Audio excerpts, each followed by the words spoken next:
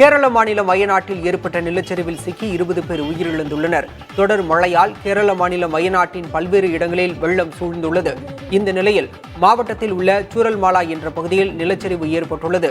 மலைப்பகுதிக்கு அருகே உள்ள வீடுகள் மீது மண் சரிந்து விழுந்ததில் 20 பேர் உயிரிழந்துள்ளதாக அதிகாரிகள் தெரிவித்துள்ளனர். மேலும் 50க்கும் மேற்பட்டோர் காயங்களுடன் மீட்கப்பட்டு மருத்துவமனைகளில் சிகிச்சைக்காக அனுமதிக்கப்பட்டுள்ளனர். நூற்றுக்கணக்கானோர் நிலச்சரிவில் சிக்கியுள்ளதாக தகவல்கள் கிடைத்துள்ளன. இதையடுத்து காணாமல் போனவர்களை மீட்கும் பணிகள் முடுக்கிவிடப்பட்டுள்ளன. மீட்பு பணிகளுக்காக அரக்கோணம் தேசிய பேரிடர் குழுவினர் நிகழ்விடத்திற்கு விரைந்துள்ளனர். இதற்கிடையே நிலச்சரிவு ஏற்பட்ட பகுதியில் பெய்து வரும் மழையால் மீட்பு பணி மேற்கொள்வதில் சிக்கல் ஏற்பட்டுள்ளதாக அதிகாரிகள் தெரிவித்துள்ளனர்.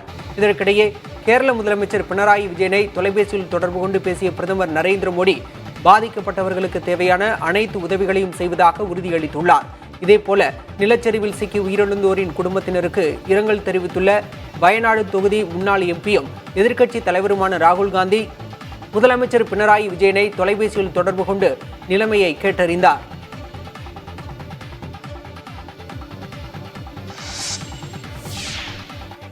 ஜார்க்கண்டில் பயணிகள் ரயில் தடம் புரண்டு விபத்துக்குள்ளானதில் 2 பேர் உயிரிழந்தனர்.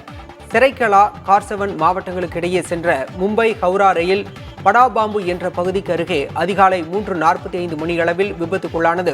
ரயிலின் 18 பெட்டிகள் தடம் புரண்டதில் 2 பேர் உயிரிழந்தனர். 20 பயணிகள் காயமடைந்துள்ளதாக அதிகாரிகள் தெரிவித்துள்ளனர்.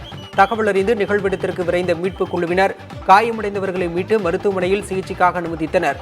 தொடர்ந்து விபத்து நடந்த பகுதியில் மீட்புப் பணிகள் நடைபெற்று வருகின்றன.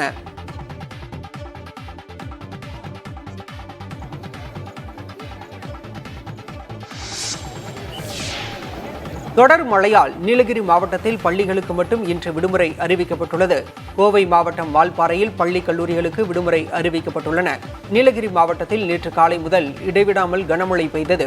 விடிய விடிய பெய்த கனமழையால் மக்களின் இயல்பு வாழ்க்கை கடுமையாக பாதிக்கப்பட்டுள்ளது. அதிகபட்சமாக சேரங்கோட்டில் 23 சென்டிமீட்டர் மழையும் பந்தலூரில் 20 சென்டிமீட்டர் மழையும் பதிவாகியுள்ளது. இன்றும் மழை தொடரும் என சென்னை வானிலை ஆய்வு மையம் அறிவித்துள்ளதால் நீலகிரி மாவட்டத்தில் பள்ளிகளுக்கு மட்டும் இன்று விடுமுறை அறிவிக்கப்பட்டுள்ளது. உதகை, குன்னூர், குந்தா, கோத்தகிரி, கூடலூர், பந்தலூர் வட்டங்களில் உள்ள பள்ளிகளுக்கு மட்டும் இன்று விடுமுறை அறிவித்து மாவட்ட ஆட்சியர் லட்சுமி பவ்யா உத்தரவிட்டுள்ளார். இதேபோல கோவை மாவட்டம் வால்பாறையில் இன்று பள்ளி மற்றும் கல்லூரிகளுக்கு விடுமுறை அறிவிக்கப்பட்டுள்ளது. இதனிடையே நீலகிரியில் காலை 10 மணி வரை இடி மின்னலுடன் கூடிய மிதமான மழை தொடரும் என சென்னை வானிலை ஆய்வு மையம் தெரிவித்துள்ளது. இதேபோல கோவை, திருப்பூர், தேனி, திண்டுக்கல், தென்காசி, நெல்லை, கன்னியாகுமரியில் இடி மின்னலுடன் மழை பெய்ய வாய்ப்பு உள்ளதாக தெரிவிக்கப்பட்டுள்ளது.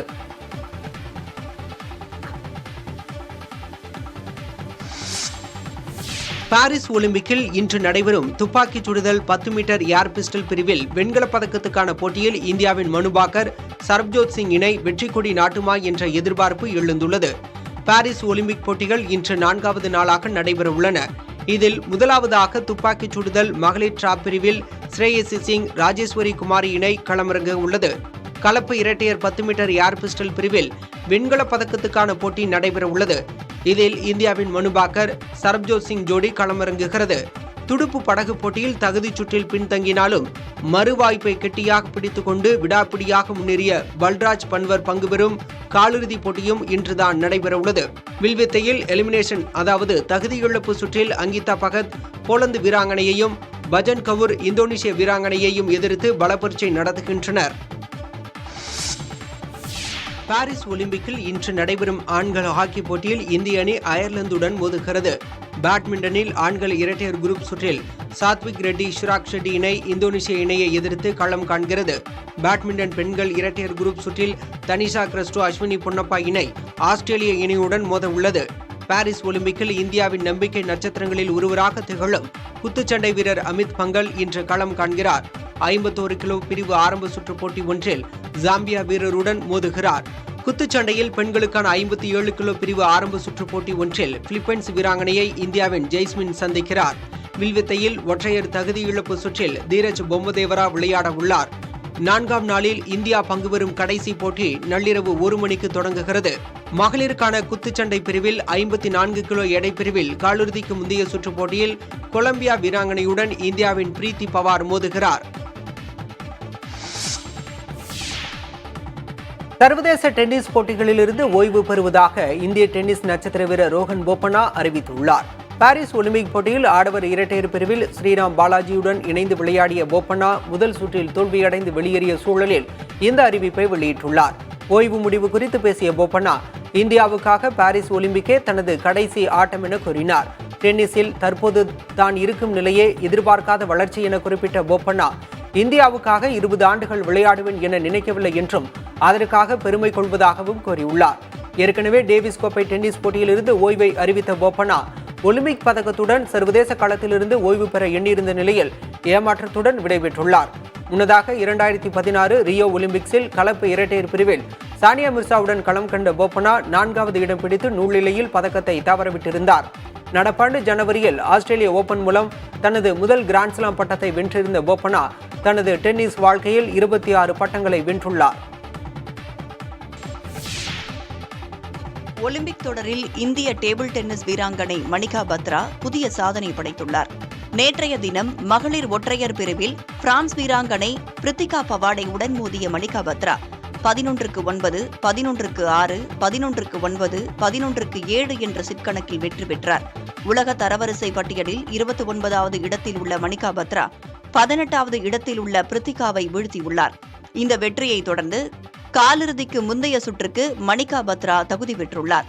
இதன் மூலம் ஒலிம்பிக் வரலாற்றில் டேபிள் டென்னிஸ் ஒற்றையர் பிரிவில் காலிறுதிக்கு முந்தைய சுற்றுக்கு முன்னேறிய முதல் இந்தியர் என்ற பெருமையை மணிகா பத்ரா பெற்றுள்ளார்.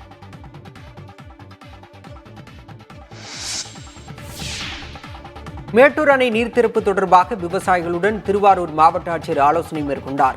மேட்டூர் அணையிலிருந்து தண்ணீர் திறக்கப்பட்டுள்ளதையொட்டி ஆட்சியர் தலைமையில் விவசாயிகளுடன் ஆலோசனைக் கூட்டம் நடைபெற்றது. இதில் தமிழ்நாடு அனைத்து விவசாய சங்கங்களின் ஒருங்கிணைப்பாளர் PR பாண்டியன் உள்ளிட்டோர் பங்கேற்றனர். அப்போது கூட்டுறவு கடன், தூர்வாரும் பணிகள் உள்ளிட்டவை குறித்து ஆலோசிக்கப்பட்டன. ராசி மணல் பகுதியில் அணை கட்ட வேண்டும் என விவசாயிகள் கோரிய நிலையில் அது பற்றி அரசுக்கு தெரிவிக்கப்படும் என ஆட்சியர் தெரிவித்தார்.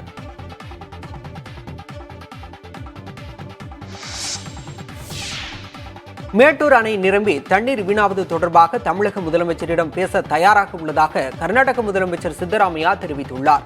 காவிரி நீர்பிடிப்பு பகுதிகளில் பெய்து வரும் தொடர் மழையால் கர்நாடகாவில் உள்ள முக்கிய அணைகள் நிரம்பியுள்ளது திருவிழா போன்று மிக விமரிசையாக கொண்டாடப்படுகிறது.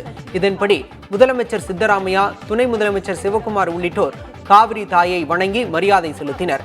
விழாவில் பேசிய முதலமைச்சர் சித்தராமையா, தமிழகத்திற்கு செல்லும் தண்ணீர் வீணாவதை தடுப்பதற்கான மாற்று வழிதான் மேகதாது திட்டம் என்றும் இத்திட்டம் கர்நாடகாவை விட தமிழகத்திற்கு தான் அதிக பயனுள்ளது எனவும் கூறினார். மேலும் அரசியல் காரணத்திற்காகவே மேகதாது அணைக்கு எதிராக தமிழகம் குரல் கொடுத்து வருவதாகவும் தெரிவித்தார். முன்னதாக துணை முதலமைச்சர் சிவக்குமார் பேசுகையில், மேகதாது திட்டத்தால் தமிழ்நாடுதான் பலனடையும் என்றும் தமிழ்நாட்டின் பங்கான 177 TMC நீரை வறட்சி காலங்களில் தமிழ்நாட்டிற்கு அவர்களுக்கு திருப்பி விடலாம் என தெரிவித்தார். மேலும் சுமார் 400 மெகாவாட் மின்சாரமும் உற்பத்தி செய்ய முடியும் எனவும் அவர் கூறினார்.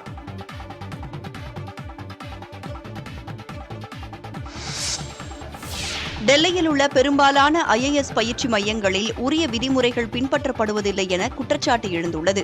டெல்லி IAS தேர்வு மையத்தில் தண்ணீர் புகுந்து 3 மாணவர்கள் உயிரிழந்தது அதிர்ச்சியை ஏற்படுத்தியுள்ளது. இந்த நிலையில் டெல்லியில் உள்ள பெரும்பாலான தேர்வு மையங்களில் விதிமுறைகள் பின்பற்றப்படுவதில்லை என்று குற்றச்சாட்டு எழுந்துள்ளது. டெல்லியில் சுமார் 2876 IAS பயிற்சி மையங்கள் உள்ள நிலையில் இவற்றில் பல பயிற்சி மையங்கள் குறுகலான இடத்தில் கட்டப்பட்டுள்ளவை என கூறப்பட்டுள்ளது. எனவே இக்கட்டிடங்களில் அவசர கால வழி உள்ளிட்ட வசதிகள் இல்லை எனவும் கூறப்படுகிறது. நேஷனல் பில்டிங் கோட் என்ற விதிமுறைகளின்படி கட்டடத்தின் கீழ்த்தளங்கள் வாகன நிறுத்துமிடமாகவோ அல்லது பொருட்களை சேமித்து வைக்கும் இடமாகவே பயன்படுத்த வேண்டும். ஆனால் டெல்லியில் உள்ள பெரும்பாலான பயிற்சி மையங்களில் கீழ்த்தளங்களிலேயே நூலகங்கள் இருப்பதாக மாணவர்கள் குற்றம் சாட்டுகின்றனர். IAS பயிற்சி மையங்கள் அமைந்துள்ள கட்டடங்கள் விதிமுறைகளை பின்பற்றி பாதுகாப்பாக கட்டப்பட்டுள்ளதை அரசு உறுதிப்படுத்த வேண்டும் என்பதே அவற்றில் பயிலும் மாணவர்களின் கோரிக்கையாக உள்ளது. ரஷ்யாவில் ரயில் தடம் புரண்ட விபத்தில் படுகாயமடைந்தவர்களின் எண்ணிக்கை 100ஐ தாண்டியுள்ளது. காசான் பகுதியிலிருந்து அட்லர் நகரை நோக்கி 800க்கும் மேற்பட்ட பயணிகளுடன் ரயில் ஒன்று புறப்பட்டுச் சென்றது. வால்கோகிராட் மாகாணத்தில் உள்ள கொடல் நினாவோ ரயில் நிலையம் அருகே ரயில் வந்தபோது எதிர்பாராத விதமாக சரக்கு வாகனம் மீது மோதியது. அதிவேகம் காரணமாக ரயிலில் இருந்த 9 பெட்டிகளும் தடம் புரண்டன. இந்த விபத்தில் 100க்கும் மேற்பட்ட பயணிகள் படுகாயமடைந்தனர். அவர்கள் அனைவரும் மீட்கப்பட்டு சிகிச்சைக்காக மருத்துவமனையில் அனுமதிக்கப்பட்டுள்ளனர். தண்டவாளத்தை விட்டு அருகில் உள்ள இடங்களில் சிதறிய ரயில் பெட்டிகளை அகற்றும் பணிகள் தீவிரமாக நடைபெற்று வருகின்றன. ஆண்களுக்கான ஆசிய கோப்பை கிரிக்கெட் தொடர் அடுத்த ஆண்டு இந்தியாவில் நடைபெறவுள்ளது. இந்த தொடர் 20 ஓவர் வடிவில் நடத்த திட்டமிடப்பட்டுள்ளது. 2026ஆம் ஆண்டு T20 உலகக்கோப்பைக்கு முன்னதாக ஆசிய கோப்பை தொடரை நடத்த ICC முடிவு செய்துள்ளது. அதேபோன்று 2027இல் ஆண்களுக்கான ஆசிய கோப்பை கிரிக்கெட் தொடர் வங்கதேசத்தில் நடைபெறும் என தெரிவிக்கப்பட்டுள்ளது. இந்த தொடர் 50 ஓவர் வடிவில் நடத்தப்படுகிறது. அதே ஆண்டில் தென்னாப்பிரிக்காவில் 50 ஓவர் உலகக்கோப்பை தொடரும் நடைபெறுகிறது. ஆசிய கோப்பை கிரிக்கெட் தொடரில் இந்தியா, ஆப்கானிஸ்தான், பாகிஸ்தான், இலங்கை, வங்கதேசம் மற்றும் ஆசிய கிரிக்கெட் கவுன்சிலால் தேர்ந்தெடுக்கப்படும் ஒரு அணி போன்றவை பங்கேற்கும் என தெரிவிக்கப்பட்டுள்ளது. நடப்பாண்டில் நடந்த ஆசிய கோப்பை கிரிக்கெட் தொடரில் ரோஹித் சர்மா தலைமையிலான இந்திய அணி கோப்பையை வென்றது. 34 ஆண்டுகளுக்கு பிறகு ஆசிய கோப்பை கிரிக்கெட் தொடர் இந்தியாவில் நடத்தப்பட உள்ளதால் கிரிக்கெட் ரசிகர்கள் கொண்டாட்டத்தில் உள்ளனர். பாரிஸ் ஒலிம்பிக் போட்டி நடைபெற்று வரும் நிலையில் மீண்டும் அதனை முடக்கும் முயற்சி அரங்கேறியுள்ளது. பிரான்சில் உள்ள தொலைத்தொடர்பு சேவையை முடக்கும் விதமாக முக்கிய நகரங்களில் கேபிள் வயர்களை அடையாளம் தெரியாத நபர்கள் சேதப்படுத்தியுள்ளனர். இதனால் சில நிறுவனங்களின் இணைய சேவை பாதிக்கப்பட்டது. உடனடியாக களத்தில் இறங்கிய தொழில்நுட்ப பிரிவினர் சேதங்களை சரிப்படுத்தி சகஜ நிலைக்கு கொண்டு வந்தனர். எனினும் இந்த சம்பவத்திற்கு எந்த அமைப்போ தனிநபரோ பொறுப்பேற்கவில்லை என்பதால் விசாரணைக்கு உத்தரவிடப்பட்டுள்ளது. முன்னதாக பாரிஸ் ஒலிம்பிக்ஸ் போட்டி தொடக்க விழாவிற்கு முன்னதாக ரயில் சேவையை முடக்கும் முயற்சி நடைபெற்றது. இதனால் பாரிஸ் நகருக்கு இயக்கப்படும் அதிவிரைவு ரயில் சேவை முற்றிலும் பாதிக்கப்பட்டது.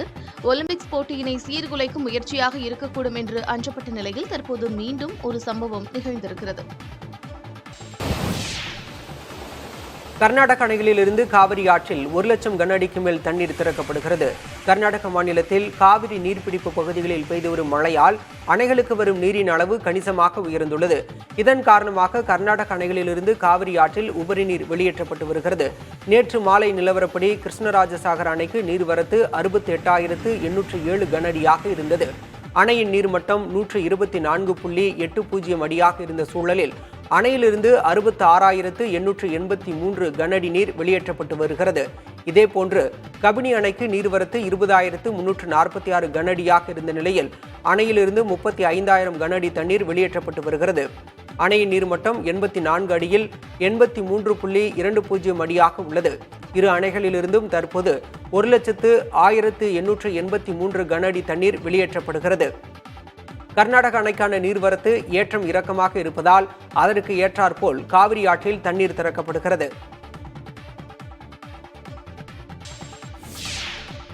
தூத்துக்குடியில் உயிருக்கு பயந்து ஓடிய மக்கள் மீது துப்பாக்கிச்சூடு நடத்தியதை ஜீரணித்துக் கொள்ள முடியாது என்று சென்னை உயர்நீதிமன்றம் கூறியுள்ளது. தூத்துக்குடி துப்பாக்கிச்சூடு சம்பவம் தொடர்பாக தாமாக முன்வந்து விசாரணை நடத்திய தேசிய மனித உரிமை ஆணையம் வழக்கை முடித்து வைத்தது.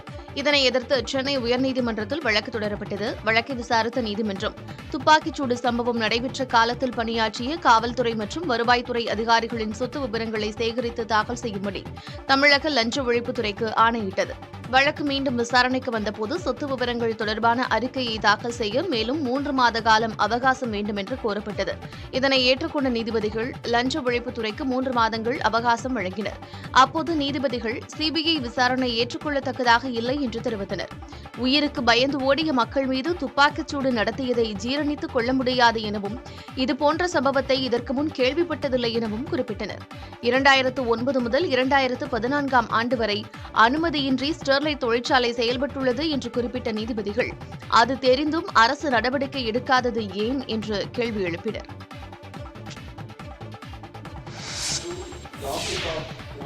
திராவிட மண்ணில் இருந்துதான் பக்தி இலக்கியங்கள் உருவானதாக தமிழக ஆளுநர் RN ரவி தெரிவித்துள்ளார். மதுரை தியாகராசர் கல்லூரியில் நடந்த விழாவில் கலந்து கொண்டு பேசிய அவர் ஆங்கிலேயர்கள் இந்தியாவை திட்டமிட்டு பிரித்ததாகவும் நமது பண்பாடு, கல்வி, ஆன்மீகம், வாழ்க்கை முறைகளில் பின்தங்க செய்ததாகவும் குற்றம் சாட்டினார். தமிழ்நாட்டில் பெரும்பான்மையான பொறியியல் கல்லூரிகளில் போலியான பேராசிரியர்கள் கல்வி கற்றுக் கொடுத்து வருவதாக குறிப்பிட்ட ஆளுநர் இன்றைய சூழலில் வணிக நோக்கத்திற்காக கல்வியை கற்பிக்கும் நிலை உள்ளதாக வேதனை தெரிவித்தார். இந்தியாவிற்கு தமிழ்நாடுதான் ஆன்மீக தலைநகராக விளங்கியதாகவும் தலை சிறந்த ஆன்மீகவாதிகள் தமிழ் மண்ணில் தோன்றியவர்கள் என்றும் புகழாரம் சூட்டினார். அரசியல் சூழல் நம் அடிப்படை பாடத்திட்டத்தை மாற்றிவிட்டதால் நம் சொந்த நாட்டிலேயே நாம் அந்நியர்கள் போல உள்ளதாகவும் ஆளுநர் RN ரவி கூறினார்.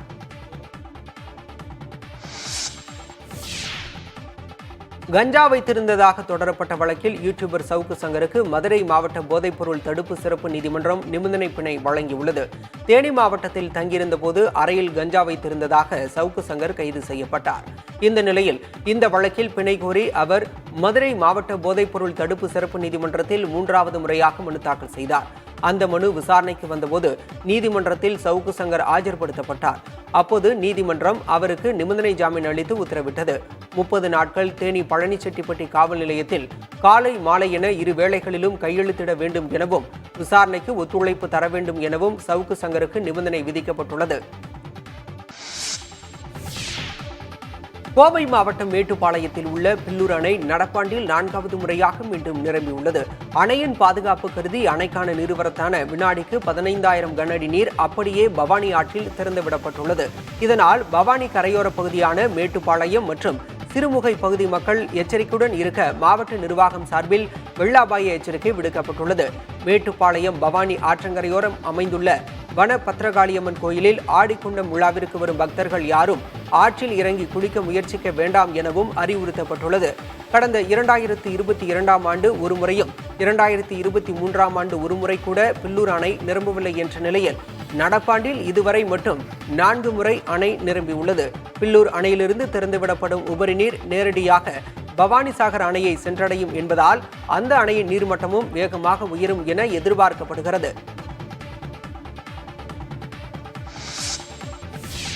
தென்காசி மாவட்டம் குண்டாறு பகுதியில் முறையான கண்காணிப்பு இல்லாமல் செயல்பட்டு வந்த தனியார் நீர்வீழ்ச்சிகளுக்கு செல்லும் பாதையை வருவாய் கோட்டாட்சியர் மூடினார். சுற்றுலா பயணிகள் ஏராளமானோர் உள்ளே இருந்த நிலையில் அவர்கள் வெளியேற்றப்பட்டனர். மேற்கு தொடர்ச்சி மலையடிவாரத்தில் உள்ள நீர்த்தேக்கத்தின் மேல் பகுதியில் ஏராளமான தனியார் நீர்வீழ்ச்சிகள் உள்ளன. சுற்றுலா பயணிகள் ஏராளமானோர் அங்கு செல்லும் நிலையில் மிகப்பெரிய விபத்துகள் ஏற்பட வாய்ப்பு உள்ளதாக தொடர் புகார்கள் எழுந்தன. இந்த நிலையில் அங்கு சென்ற தென்காசி வருவாய் கோட்டாட்சியர் தனியார் நீர்வீழ்ச்சிக்கு செல்லும் பாதையை மூடி நடவடிக்கை எடுத்தார். தொடர்ந்து அப்பகுதியை கண்காணிக்க பொதுமக்கள் வலியுறுத்தியுள்ளனர். ராமநாதபுரத்தில் புதிய காரை பதிவு செய்வதற்கு 2,000 ரூபாய் லஞ்சம் வாங்கிய புகாரில் வட்டார போக்குவரத்து அலுவலர் உட்பட 3 பேர் கைது செய்யப்பட்டனர். ராமநாதபுரத்தில் புதிய காருக்கு ஆர்சி புக் வழங்க 2,000 ரூபாய் கேட்டு அடம்பிடித்தவர்களால் கார் வாங்கியவர் தவித்து போனார். தட்டான் தொப்பைச் சேர்ந்த 35 வயது ரகு தனது மனைவி பெயரில் புதிய கார் ஒன்றை வாங்கியுள்ளார். அனைத்து ஆவணங்களையும் தாக்கல் செய்த அவர் புதிய பதிவெண் வேண்டியுள்ளார். அப்போது அவரிடம் 2,500 ரூபாய் லஞ்சம் கேட்டு இழுத்தடிப்பு செய்துள்ளனர். இதனைத் தொடர்ந்து ஆர்டிஓவின் புரோக்கரான நசீரை தொடர்பு கொண்டபோது அவர் 500 ரூபாய் குறைத்து 2,000 ரூபாய் போதும் என கூறியுள்ளார். அடுத்தடுத்து லஞ்சம் கேட்டு அலைக்கழிப்பது குறித்த தகவலின் பேரில் வந்த லஞ்ச ஒழிப்பு துறையினர் ஆர்டிஓ புரோக்கர் உள்ளிட்ட 3 பேரை கைது செய்தனர்.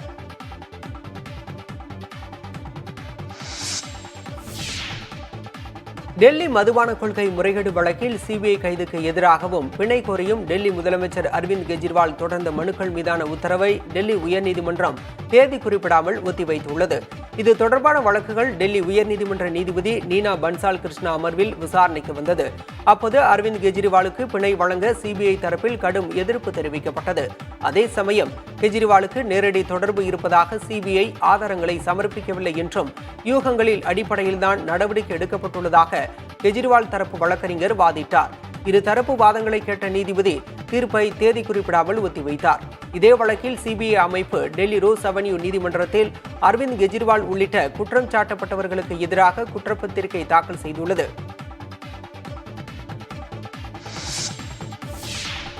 டெல்லி முதலமைச்சர் அரவிந்த் கெஜ்ரிவால் கைது விவகாரத்தில் மத்திய அரசை கண்டித்து செவ்வாய்க்கிழமை இந்தியா கூட்டணி சார்பில் ஆர்ப்பாட்டம் நடைபெற உள்ளது. டெல்லி ஜந்தர் மந்தர் பகுதியில் நடைபெறவுள்ள இந்த ஆர்ப்பாட்டத்தில் காங்கிரஸ், திமுக, சமாஜ்வாதி, திரிணாமுல் காங்கிரஸ், சிவசேனா, உத்தவ் தாக்கரே பிரிவு, சிபிஐ, சிபிஎம் உள்ளிட்ட கட்சிகளின் பிரதிநிதிகள் பங்கேற்க உள்ளனர். சிறையில் உள்ள கெஜ்ரிவாலின் உடல்நலம் பாதிக்கப்பட்டுள்ளதாகவும் தேவையான மருத்துவ உதவிகள் வழங்கப்படவில்லை எனவும் ஆம் ஆத்மி குற்றம் சாட்டி வந்தது. இந்த நிலையில் இந்தியா கூட்டணி சார்பில் அரவிந்த் கெஜ்ரிவால் கைதுக்கு எதிராகவும் மத்திய அரசை கண்டித்தும் டெல்லியில் போராட்டம் நடைபெற உள்ளது. For allowing me to speak on the budget 2024. Budget மீதான உரை விவாதத்தில் கலந்து கொண்டு பேசிய எதிர்க்கட்சித் தலைவர் ராகுல் காந்தி நடுத்தர மக்களை பட்ஜெட் என்ற பெயரில் நெஞ்சிலும் முதுகிலும் பிரதமர் குத்திவிட்டதாக கடுமையாக விமர்சனம் செய்தார். விளக்கு ஏற்றுவதும் கைத்தட்டுவதும் தான் பிரதமர் மோடி இளைஞர்களுக்கு கொடுத்த வேலைவாய்ப்பா எனவும் அவர் கேள்வி எழுப்பினார். நாடு முழுவதும் வினாத்தாள் கசிவு இளைஞர்களின் எதிர்காலத்தை பாதித்து வரும் நிலையில் இதுகுறித்து எந்த திட்டமும் இடம்பெறவில்லை என்று ராகுல் காந்தி விமர்சனம் செய்தார். தனது உரையின் போது ராகுல் காந்தி ஒரு புகைப்படத்தை காட்ட முயற்சி செய்தார். அவர் புகைப்படத்தை கையில் எடுத்தபோது அவரை காட்டாமல் சபாநாயகரை மட்டும் கேமரா காட்டிக் கொண்டிருந்தது. இதனை விமர்சித்து ராகுல் காந்தி பேசினார்.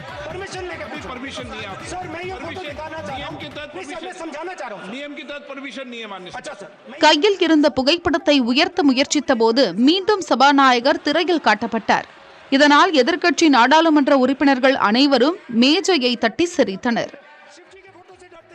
और इस फोटो में सर मुझे एक ओबीसी अफसर नहीं दिख रहा, एक आदिवासी अफसर नहीं दिख रहा, एक दलित अफसर नहीं दिख रहा मुझे। ये हो क्या रहा है सर? सर देश का हलवा बट रहा है सर, और इसमें 73% का एक है ही नहीं सर। ये आप लोग हलवा खा रहे हो और बाकी देश को हलवा मिल ही नहीं रहा है। அஜித் பவார் தரப்பு சட்டமன்ற உறுப்பினர்களை தகுதி நீக்கம் செய்ய மகாராஷ்டிரா சபாநாயகர் மறுப்பு தெரிவித்த விவகாரத்தில் அஜித் பவார் பதிலளிக்க உச்சநீதிமன்றம் உத்தரவிட்டுள்ளது. மகாராஷ்டிரா மாநிலத்தில் நிலவிய அரசியல் குழப்பங்களை தொடர்ந்து தேசியவாத காங்கிரஸ் கட்சி இரண்டாக உடைந்தது. இதையடுத்து அஜித் பவார் தரப்பு எம்எல்ஏக்களை தகுதி நீக்கம் செய்ய வேண்டும் என தேசியவாத காங்கிரஸ் தலைவராக இருந்த சரத் பவார் வலியுறுத்தியிருந்தார்.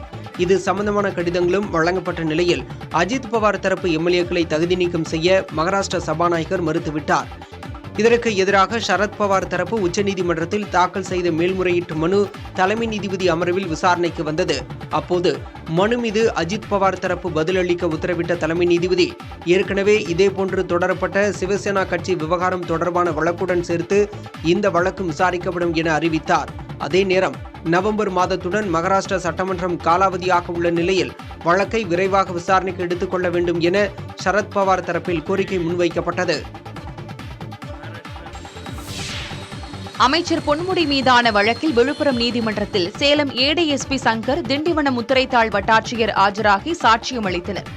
வானூர் அருகே பூத்துறை கிராமத்தில் உள்ள செம்மண் குவாரியில் அளவுக்கு அதிகமாக செம்மண் எடுத்து முறைகேடு செய்ததாக அமைச்சர் பொன்முடி, அவரது மகன் கௌதமி சிகாமணி, கோபிநாதன், சதானந்தம், ஜெயச்சந்திரன் உட்பட 8 நபர்கள் மீது கடந்த 2012ஆம் ஆண்டில் வழக்கு பதிவு செய்யப்பட்டது. இந்த வழக்கு விழுப்புரம் மாவட்ட முதன்மை அமர்வு நீதிமன்றத்தில் நடைபெற்று வருகிறது. இந்நிலையில் இன்று வழக்கு விசாரணைக்கு வந்தபோது கோபிநாதன், சதானந்தம், ஜெயச்சந்திரன் ஆகியோர் நேரில் ஆஜராகினர். முன்னாள் செஞ்சி வருவாய் ஆய்வாளரும் தற்போது திண்டிவனம் முத்திரைத்தாள் பிரிவு வட்டாட்சியருமான வெங்கடேசன், வானூர் காவல் ஆய்வாளராக பணியாற்றி தற்போது சேலம் ஏடிஎஸ்பியாக உள்ள சங்கர் ஆகியோர் அரசு தரப்பில் சாட்சியம் அளித்தனர். இதைத் தொடர்ந்து மாவட்ட முதன்மை அமர்வு நீதிபதி பூர்ணிமா விசாரணையை நாளைக்கு ஒத்திவைத்தார். 100 கோடி ரூபாய் நில மோசடி வழக்கில் கைது செய்யப்பட்டு நீதிமன்ற காவலில் உள்ள அதிமுக முன்னாள் அமைச்சர் எம்.ஆர். விஜயபாஸ்கரின் ஜாமீன் மனு மீதான விசாரணை இன்றைக்கு ஒத்திவைக்கப்பட்டுள்ளது. கரூரில் 100 கோடி ரூபாய் மதிப்புள்ள 22 ஏக்கர் நிலத்தை போலி ஆவணங்கள் மூலம் தனது ஆதரவாளர்கள் பெயரில் பத்திரப்பதிவு செய்ததாக முன்னாள் அமைச்சர் எம்.ஆர். விஜயபாஸ்கர் மீது சிபிசிஐடி காவல்துறையினர் வழக்கு பதிவு செய்துள்ளனர். இந்த வழக்கில் கடந்த 16ஆம் தேதி கைது செய்யப்பட்ட எம்.ஆர். விஜயபாஸ்கர் நீதிமன்ற காவலில் திருச்சி சிறையில் அடைக்கப்பட்டுள்ளார். நிலத்தை பறிகொடுத்ததாக கூறப்படும் பிரகாஷ் என்பவர் வாங்கல் காவல் நிலையத்தில் அளித்த புகாரில் எம்.ஆர். விஜயபாஸ்கர் மற்றும் அவரது தம்பி உள்ளிட்டோர் மீது வழக்கு பதிவு செய்யப்பட்டுள்ளது. எம்.ஆர். விஜயபாஸ்கரை கடந்த சில தினங்களுக்கு முன்னர் சிபிசிஐடி மற்றும் வாங்கல் காவல் நிலைய காவல்துறையினர் காவலில் எடுத்து விசாரணை நடத்தினர். பின்பு அவரை நீதிமன்ற காவலில் அடைத்தனர். இந்த நிலையில் எம்.ஆர். விஜயபாஸ்கர் சார்பில் சிபிசிஐடி காவல்துறையினர் மற்றும் வாங்கல் காவல் நிலைய காவல்துறையினர் பதிவு செய்த வழக்குகளில் ஜாமீன் கோரி கரூர் 1வது குற்றவியல் நடுவர் மன்றத்தில் வழக்கறிஞர்கள் மனு தாக்கல் செய்தனர். நேற்று இந்த மனு விசாரணைக்கு எடுத்துக் கொள்ளப்பட்டது. 2 மணி நேர வாதங்களுக்கு பிறகு குற்றவியல் நடுவர் பரத்குமார் எம்.ஆர். விஜயபாஸ்கரின் ஜாமீன் மனு மீதான விசாரணையை இன்றைக்கு ஒத்திவைத்தார்.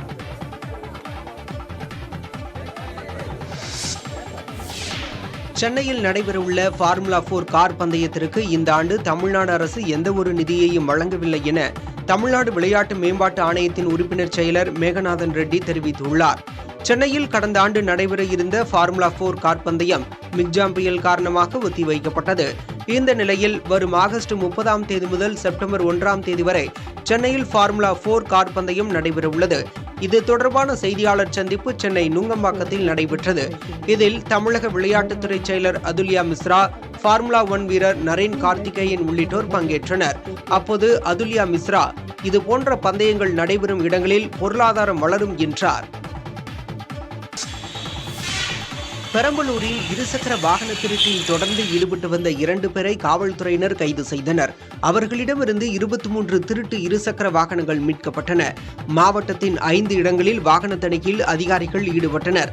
அப்போது புதிய பேருந்து நிலையத்தில் உள்ள அரசு மதுபான கடையில் இருசக்கர வாகனத்தை திருட முயன்ற சதீஷ்குமார் என்பவர் ஆய்வாளர் கருணாகரனை கண்டதும் தப்பி ஓட முயன்றுள்ளார். தொடர்ந்து அவரிடம் மேற்கொண்ட விசாரணையில் இருசக்கர வாகனங்கள் திருடப்பட்டதும் அவர் மீது பல திருட்டு வழக்குகள் நிலுவையில் இருப்பதும் தெரியவந்தது. இதனையடுத்து இவருடன் சேர்ந்து திருட்டுச் சம்பவத்தில் ஈடுபட்டு வந்த பிரவீன் என்பவரையும் காவல்துறையினர் கைது செய்தனர். திருப்பூர் மாவட்ட ஆட்சியர் அலுவலகம் முன்பு உடல்நலம் குன்றிய மாற்றுத்திறனாளி மனைவியை மடியில் சுமந்து கணவர் ஒருவர் போராட்டத்தில் ஈடுபட்டார். அவிநாசி அடுத்த தேவம்பாளையம் பகுதியைச் சேர்ந்த ஜோதிலட்சுமி உடுமலையை அடுத்த கனியூர் ஆரம்ப சுகாதார நிலையத்தில் தற்காலிக பணியாளராக உள்ளார். ஜூன் மாதம் பணிக்கு சென்ற அவர் மீது வாகனம் மோதி விபத்து ஏற்பட்டுள்ளது. இதில் உடல்நலம் குன்றிய அவர் தீவிர சிகிச்சையில் இருந்தார். அவரை ஆட்சியர் அலுவலகத்திற்கு தூக்கி வந்த கணவர் சோழன் தனது மனைவிக்கு 10 ஆண்டுகளாக பணியிட மாறுதல் கேட்டும் வழங்கவில்லை என குற்றம் சாட்டினார். உடனடியாக பணிமாறுதல் வழங்கவும் விபத்து ஏற்படுத்தியவர்களை கைது செய்யவும் வலியுறுத்தி முழக்கமிட்டார். மனைவிக்கு மூளையில் இரத்த கசிவு ஏற்பட்டுள்ளதாக கூறிய சோழன் அவருக்கு உயர் சிகிச்சை அளிக்க வேண்டும் என்றார். அவரது கோரிக்கைகளை நிறைவேற்றுவதாக கூறிய காவல்துறையினர் தரையில் படுத்து வலியால் தவித்த ஜோதிலட்சுமியை ஆம்புலன்ஸ் மூலம் திருப்பூர் அரசு மருத்துவமனைக்கு அனுப்பி வைத்தனர். வெறுப்பு பேச்சு வழக்கில் தமிழக பாஜக மாநில செயலர் அஸ்வத்தாமனை கைது செய்ய சென்னை உயர்நீதிமன்றம் இடைக்கால தடை விதித்துள்ளது. தமிழக சிவசேனாவின் முன்னாள் தலைவரான தங்கமுத்து கிருஷ்ணனுடைய மனைவியின் நினைவு நாள் கூட்டம் நாகையில் கடந்த 7ஆம் தேதி நடைபெற்றது. இதில் பாஜக மாநில செயலர் அஸ்வத்தாமன் பங்கேற்று உரையாற்றினார். இந்த நிலையில் அவர் இரு பிரிவினரிடையே மோதலை தூண்டும் வகையில் வெறுப்பு பேச்சு பேசியதாக நாகூர் காவல்துறையினர் வழக்கு பதிவு செய்தனர். இதனையடுத்து இந்த வழக்கில் முன்ஜாமீன் கோரி அஸ்வத்தாமன் சென்னை உயர்நீதிமன்றத்தில் வழக்கு தொடர்ந்தார். வழக்கு விசாரணைக்கு வந்தபோது காவல்துறை சார்பில் ஆஜரான வழக்கறிஞர் அஸ்வத்தாமன் தொடர்ச்சியாக வெறுப்பு பேச்சுக்களை பேசி வருவதாக கூறினார். மேலும் முன்ஜாமீன் மனு குறித்து பதிலளிக்க அவகாசம் வேண்டும் என தெரிவித்தார். இதனையடுத்து விசாரணையை ஆகஸ்ட் 1ஆம் தேதிக்கு ஒத்திவைத்த நீதிமன்றம் அதுவரை அஸ்வத்தாமனை கைது செய்ய தடை விதித்து உத்தரவிட்டது.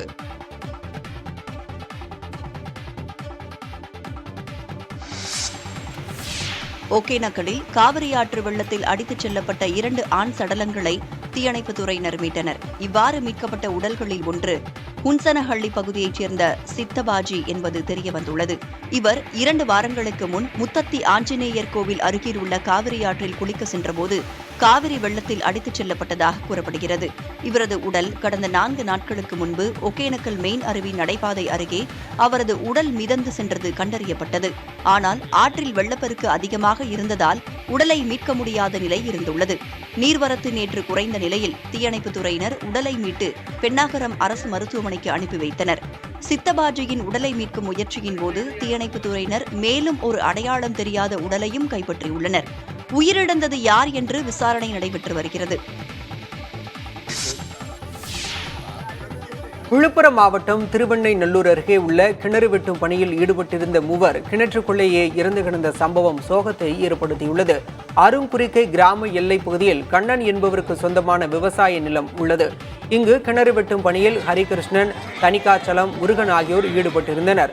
இந்த நிலையில் 3 கிணற்றுக்குள் சடலமாக கிடந்துள்ளனர். தகவல் அறிந்து அங்கு வந்த இறந்தவர்களின் உறவினர்கள் உடல்களை பார்த்து கதறி எழுதினர். இதனிடையே காவல்துறையினர் உடல்களை உடற்கூறாய்வுக்கு அனுப்பி வைக்க முயன்றனர். அப்போது உயிரிழந்தவர்களின் உறவினர்கள் அவர்களது இறப்பில் சந்தேகம் உள்ளதாகவும் இறப்பிற்கு நியாயம் கிடைக்கும் வரை உடல்களை எடுக்க விடமாட்டோம் என கூறி காவல்துறையினரிடம் வாக்குவாதத்தில் ஈடுபட்டனர். அவர்களுடன் பேச்சுவார்த்தை நடத்தி உடல்களை உடற்கூறாய்வுக்கு அனுப்பி வைத்த காவல்துறையினர் இந்த சம்பவம் தொடர்பாக விசாரணை நடத்தி வருகின்றனர்.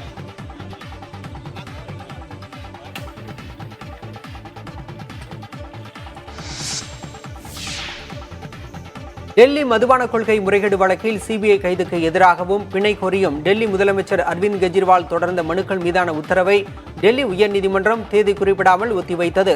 இது தொடர்பான வழக்குகள் டெல்லி உயர்நீதிமன்ற நீதிபதி நீனா பன்சால் கிருஷ்ணா அமர்வில் விசாரணைக்கு வந்தது. அப்போது அரவிந்த் கெஜ்ரிவாலுக்கு பிணை வழங்க சிபிஐ தரப்பில் கடும் எதிர்ப்பு தெரிவிக்கப்பட்டது. அதே சமயம் கெஜ்ரிவாலுக்கு நேரடி தொடர்பு இருப்பதாக சிபிஐ ஆதாரங்களை சமர்ப்பிக்கவில்லை என்றும் யூகங்களில் அடிப்படையில்தான் நடவடிக்கை எடுக்கப்பட்டுள்ளதாக கெஜ்ரிவால் தரப்பு வழக்கறிஞர் வாதிட்டார். இரு தரப்பு வாதங்களை கேட்ட நீதிபதி தீர்ப்பை தேதி குறிப்பிடாமல் ஒத்திவைத்தார். இதே வழக்கில் சிபிஐ அமைப்பு டெல்லி ரோஸ் அவென்யூ நீதிமன்றத்தில் அரவிந்த் கெஜ்ரிவால் உள்ளிட்ட குற்றம் சாட்டப்பட்டவர்களுக்கு எதிராக குற்றப்பத்திரிகை தாக்கல் செய்துள்ளது.